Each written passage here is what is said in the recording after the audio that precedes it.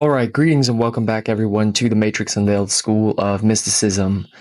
Today, I'm going to discuss with you about a very important topic, which is concerning karmic ancestral energy and obligational energy, soul contracts, contracts of the soul, or contracts with the matrix that you may find yourself in, that you may have experienced within your reality, that can dilute and pollute and actually stall or hinder your ascension process, your process of spiritual ascension, your process of spiritual sovereignty and awareness.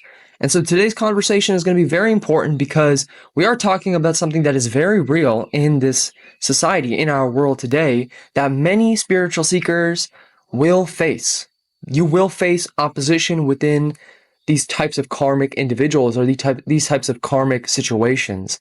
And so what I'm talking to you about specifically today is about bloodline karmic energies or ancestral karmic energies and how these energies, we're specifically talking about bloodline. So this would be family. It could be extended family. It could be anything of the sort that is related to your immediate circle, okay, or immediate familial circle or bloodline circle.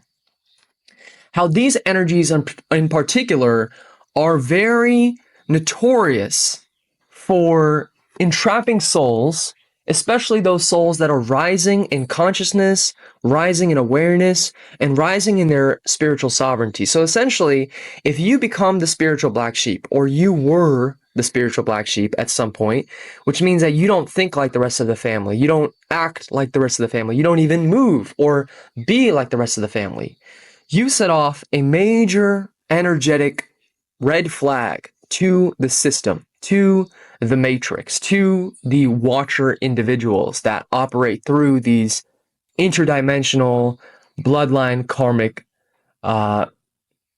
realities. Okay, let's just put it that way.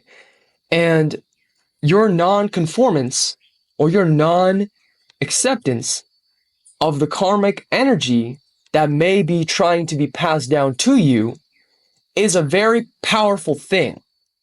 Now, what you decide to do with this depends on whether you rise in your sovereignty as a spiritual spark, as a divine spark, as a incarnation of Shiva and Shakti, or whether you fall and conform back to the pressure, the energetic pressure, the manipulation, and essentially the energetic harvesting that they may be trying to keep you in.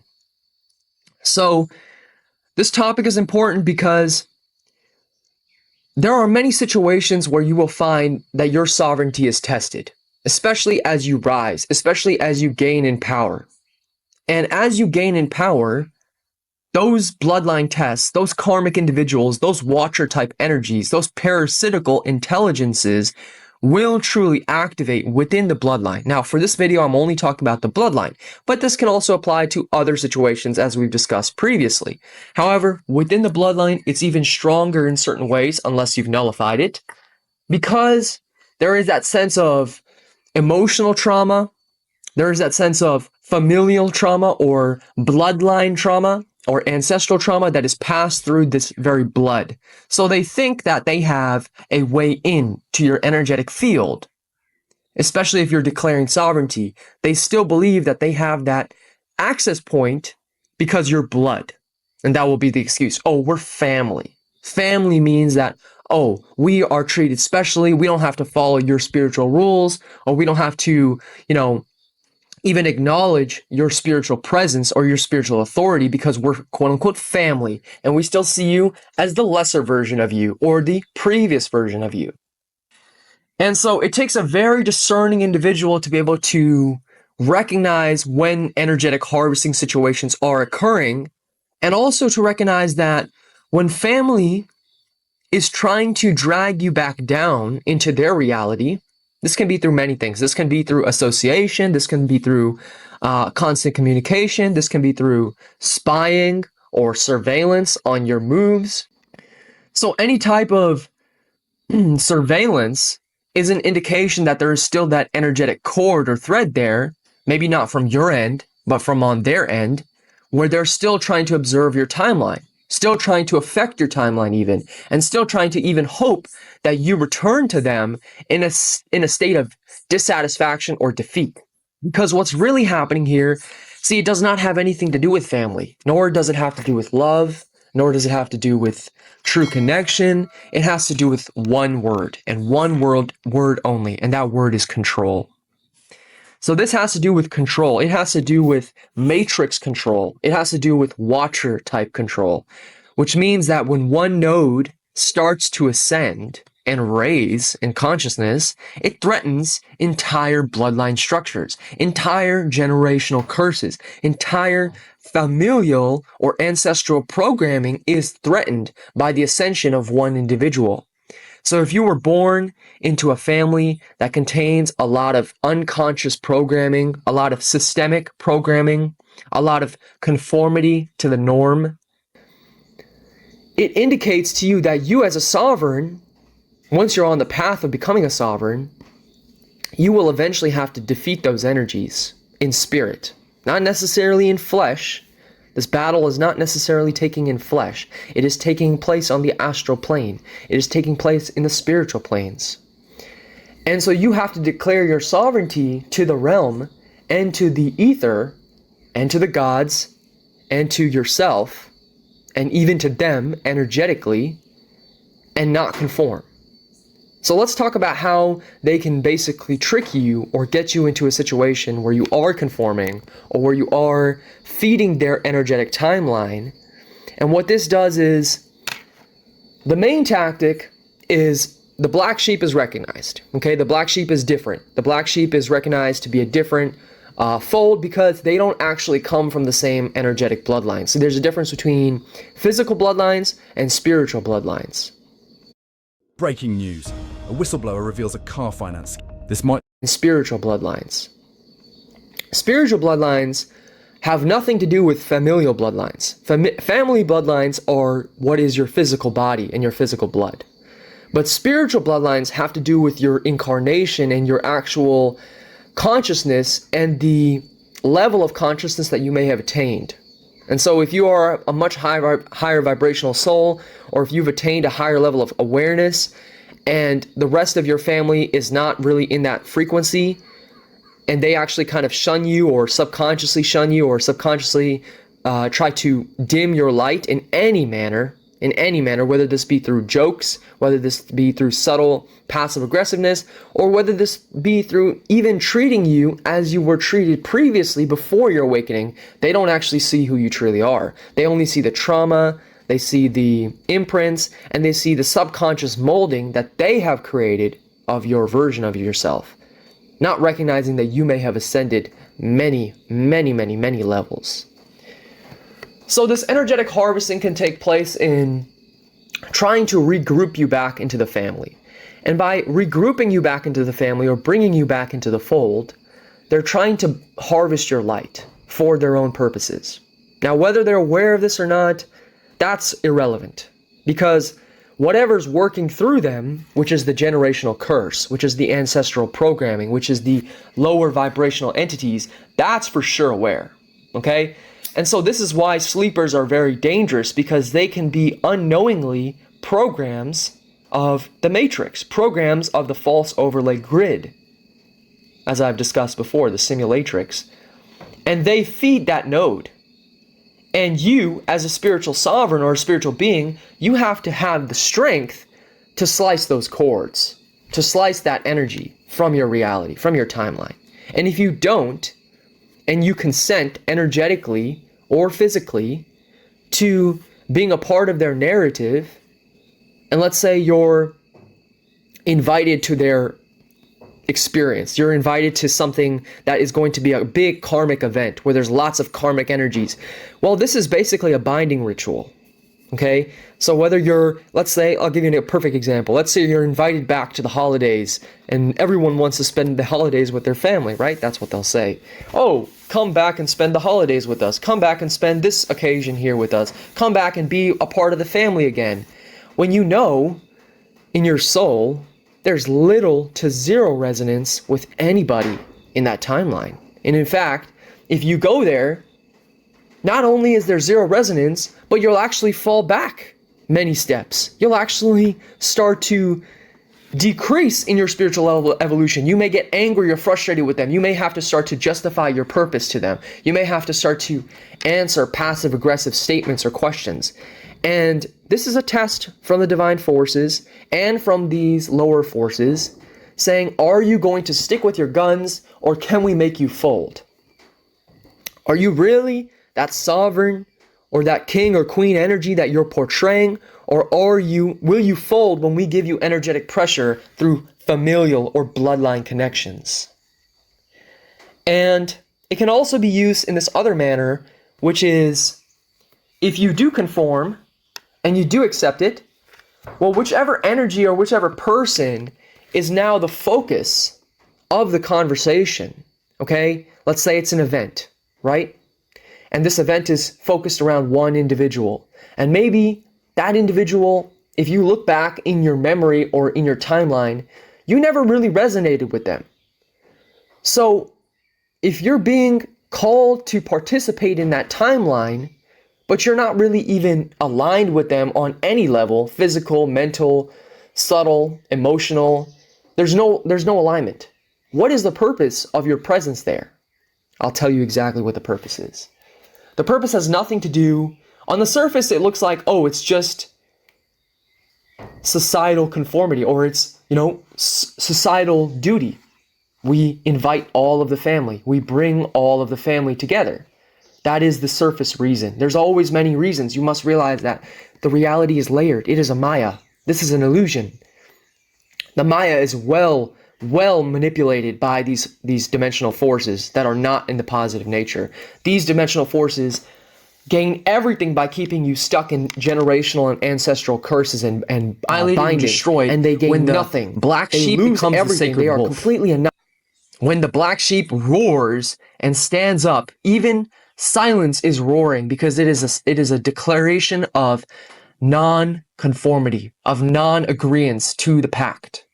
And then silence through withdrawing energetic consent, and also declaring through ritual. See, we don't fight with the humans. We don't declare to the humans. That is the fool's move. We declare in the sovereign realms. We declare in the energetic realms. And when we make declarations in those frequency bands, that's what ripples out and changes the matrix. Not you fighting.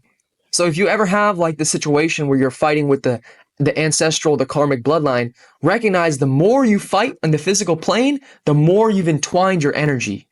The more you've actually lost. You've actually gave yourself up into a harvest. So what you have to do is you have to withdraw your consent. You must invoke your guardians.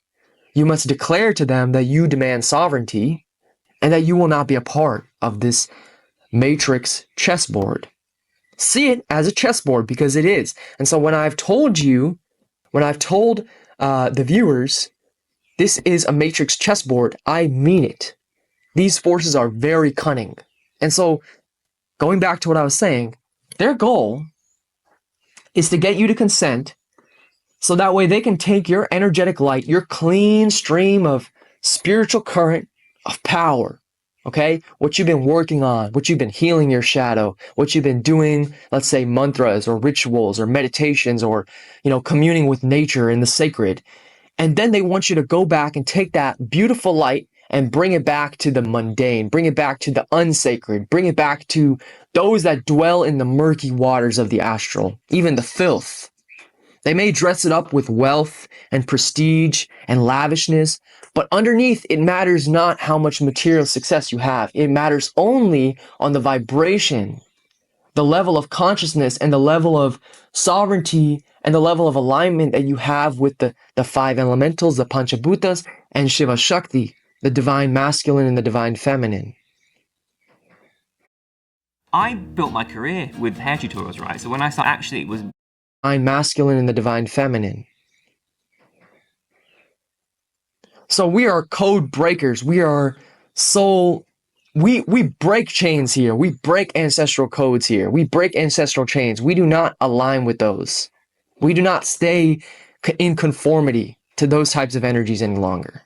When you do that, going back to what I was saying here, that is conformity for the matrix to then harvest that clean light and power up somebody else's timeline.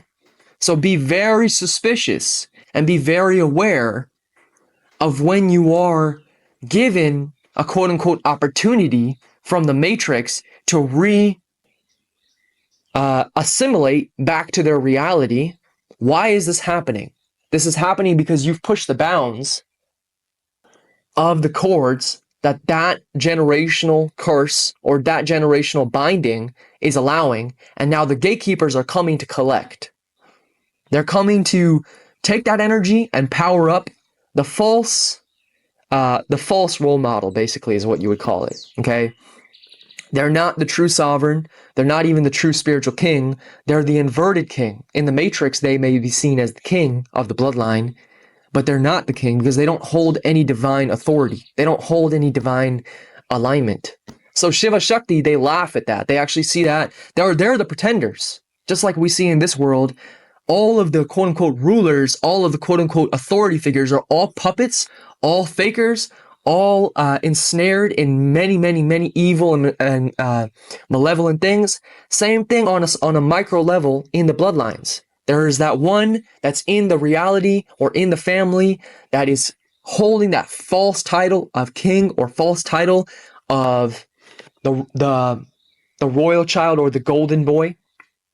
And this is not true when you peel it back from the spiritual level.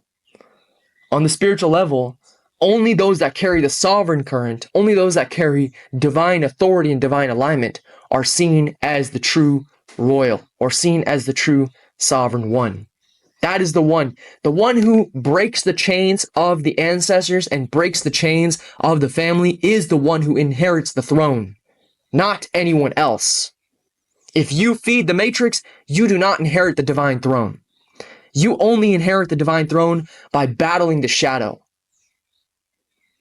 And so the false kings, the false enforcers, the false gatekeepers will come to try to suppress your light. And you do not fight them with words. You do not even confront them. You simply acknowledge what's happening. You do your declarations. And if they continue to pester you, you make your stand. You state your words. You say, I do not consent. I am not a part of this timeline. I am not a part of this. I move on in peace. Goodbye. That's it. Recognize here that if an opportunity or if a situation occurs where there is an energetic harvest, an attendance, a presence, depending on the type of event, gives it a different energy. So if it's a holiday thing, that's one thing. If it's something bigger, like a wedding, okay, where there are rites and rituals performed, this is binding energy magic. This is binding magic. It's very, very slippery and very, very dangerous. Simply a highly powered, highly spiritual individual's current in attendance, witnessing that can bind timelines. It can bind realities. It can bind more karma, because then you not only take on the previous family's karma, but you also take on the new family's karma. You see where I'm going here with this? So this massive karmic influx then takes your path and it destroys it. It completely molests it in a way. And so whatever sovereignty you were building is now being drowned by the matrix noise. And this is the game that these interdimensional watchers play. Only once you beat the gatekeepers, if you say no and you defeat them, you are now free. You've now conquered a huge obstacle. When you defeat them, your timeline will exponentially unfold. So this message goes out to my viewers. Those that are experiencing ancestral chains or ancestral bindings, recognize that the way forward is through the sword of truth and light, not through backing down.